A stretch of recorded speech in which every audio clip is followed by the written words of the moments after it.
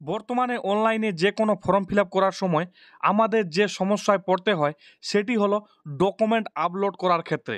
যেমন আপনি অনলাইনে কোনো একটি ফর্ম ফিল আপ করছেন এবং সেখানে বলা হয়েছে আপনি যে ডকুমেন্টটি আপলোড করবেন সেই ডকুমেন্টের সাইজ হতে হবে 50 কেবির মধ্যে।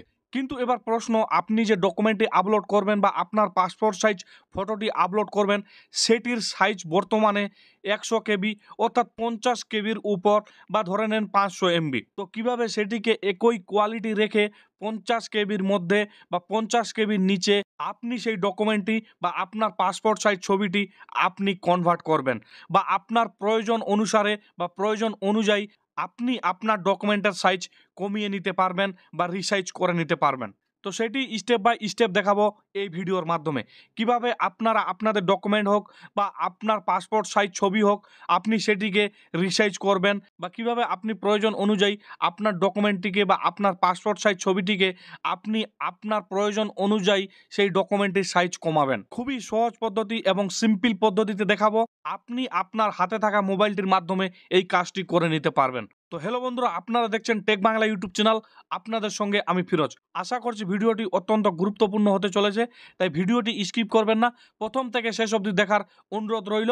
পাশাপাশি চ্যানেলে নতুন হলে চ্যানেলটিকে সাবস্ক্রাইব করে বেল আইকনটি ক্লিক করে রাখবেন পরবর্তীতে লেটেস্ট আপডেট বা নতুন ভিডিওর নোটিফিকেশন পেতে। তো তার জন্য আপনার মোবাইল থেকে প্লে স্টোর অ্যাপটি ওপেন করে নিতে হবে।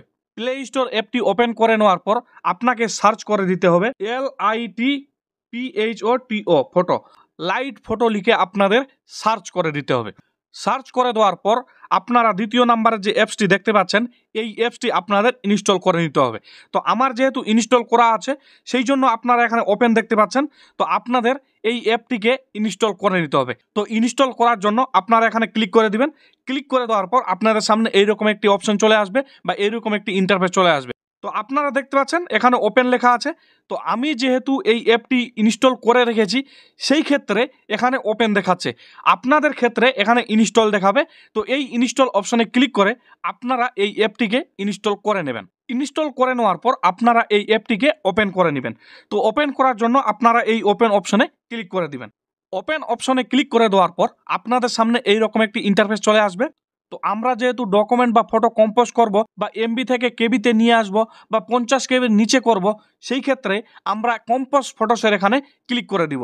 ক্লিক করে দেওয়ার পর আপনাদের সামনে এইরকম একটি ইন্টারফেস চলে আসবে বা আপনার মোবাইলের যে গ্যালারি সেই গ্যালারিটি ওপেন হয়ে যাবে। এরপর আপনাদের এই গ্যালারি থেকে আপনাদের ফটোটি চুজ করে নিতে হবে, আপনি যে ফটোটি রিসাইজ করতে চান বা যে ফটোটি কম্পোজ করতে চান। ফটোটি সিলেক্ট করে নেওয়ার পর আপনারা এখানে দেখতে পাচ্ছেন একটি টিক চিহ্ন দেওয়া আছে, এই টিক চিহ্নতে আপনাদের ক্লিক করে দিতে হবে। টিক চিহ্নতে ক্লিক করে দেওয়ার পর আপনাদের সামনে এইরকম একটি ইন্টারফেস চলে আসবে।